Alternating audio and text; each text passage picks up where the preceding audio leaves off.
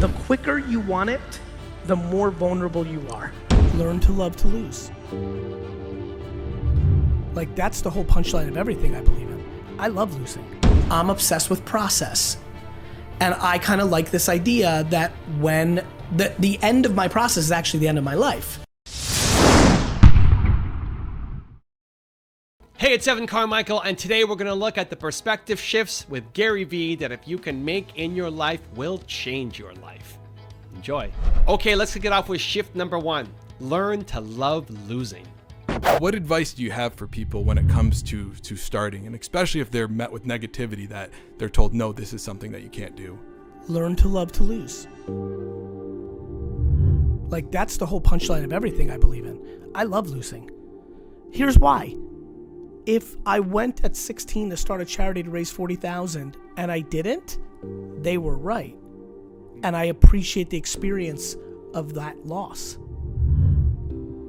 I adore losing because it's fair.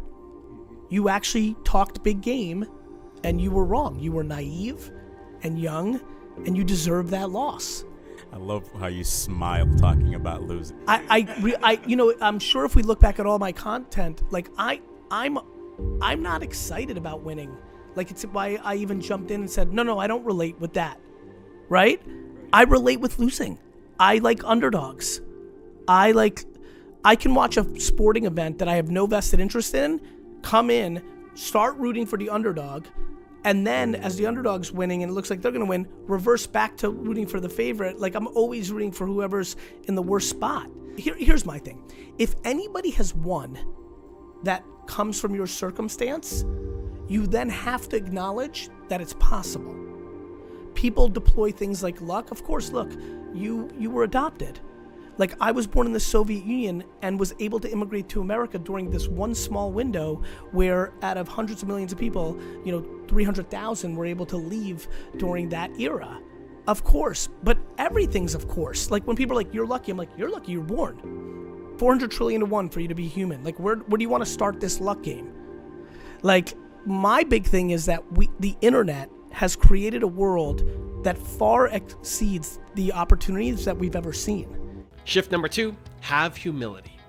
The video I made yesterday is heralding an employee that I ran into who was catering a function as a VaynerMedia employee, and I was emotional, let alone excited. This guy right here works at VaynerMedia. What's he doing right now? Side hustling, working the party. That's right. He's the only person I grabbed tonight and said, you inspire me so much. I look up to you so much. That's mindset that I admire. I'm proud of you, bro. So proud of him to have the humility to busboy or serve for a caterer because he's grinding out here. And I'm putting him on a pedestal, not the kids that are tricking people to have a checkbox in a e-commerce execution that creates a 12/24 recurring revenue. Like, good shit. I'm really proud of it. I want the attention because I know what to do with it. Also, if you want to have more confidence, motivation, and self-love, check out my 254 series. They're free. The links to join are in the description below.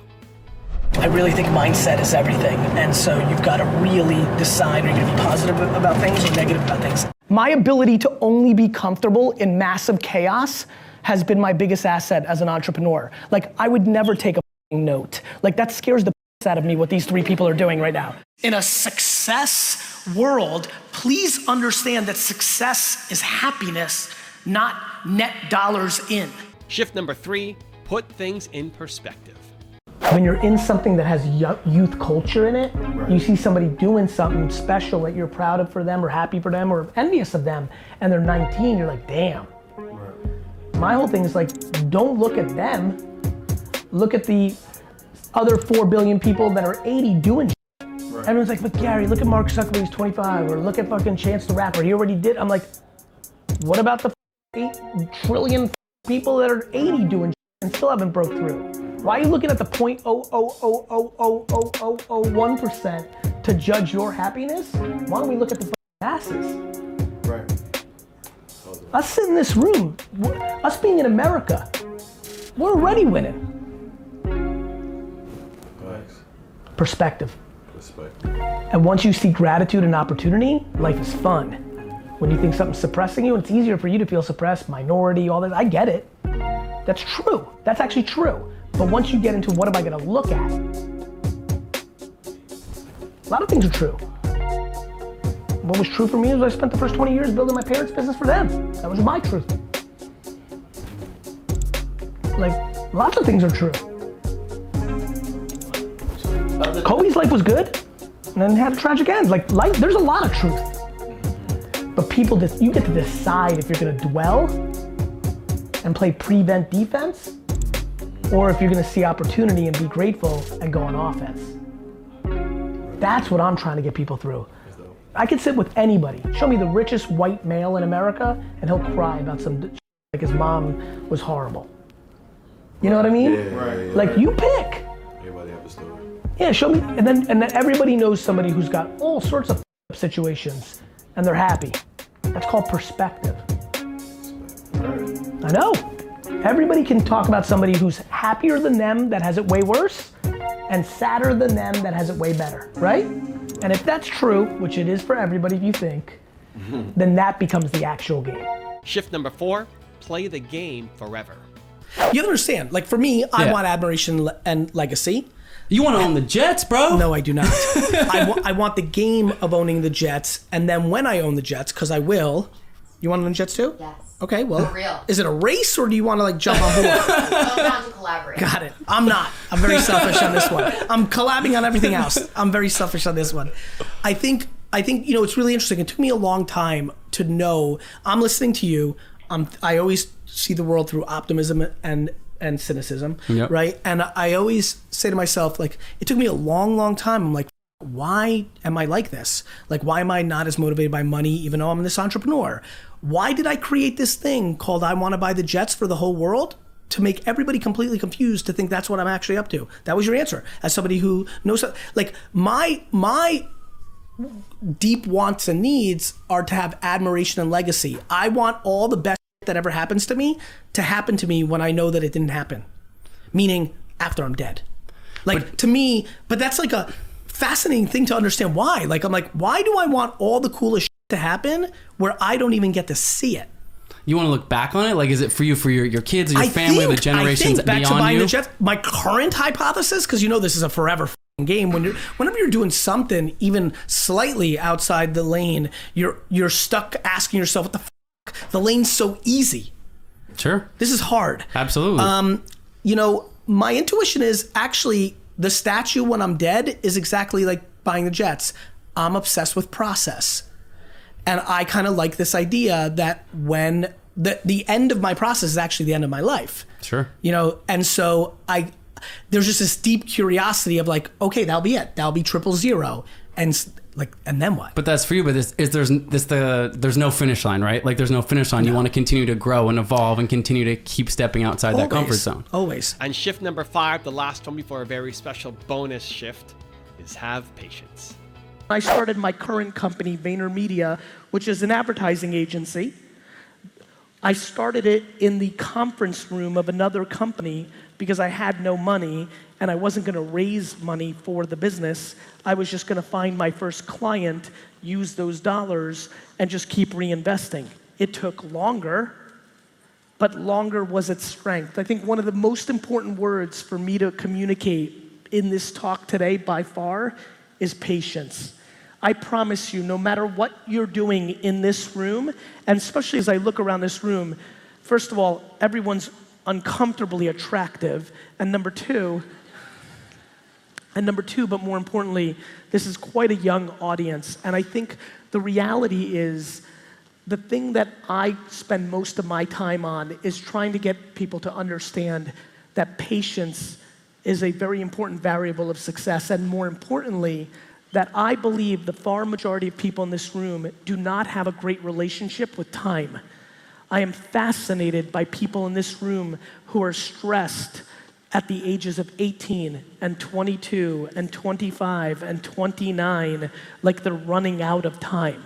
How many people, by show of hands, are under 30 years old?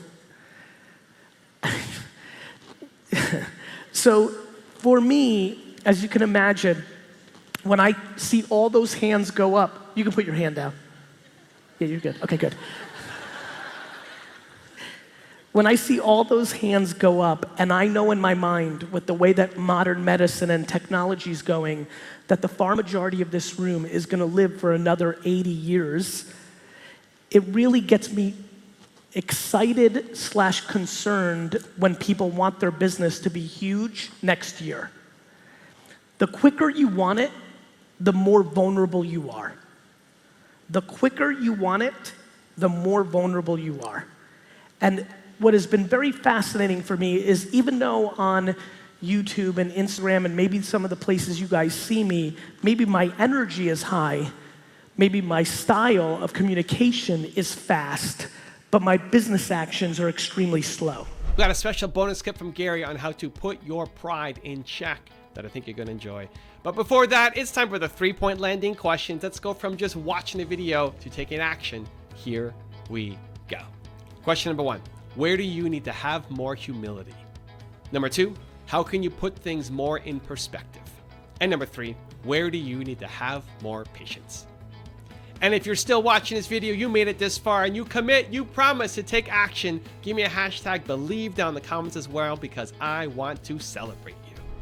I wish everybody knew that had $100 right now, that if they went garage selling to Goodwill and the dollar store and worked instead of crying about it, and 6 months later had 2,000, I wish they could taste it.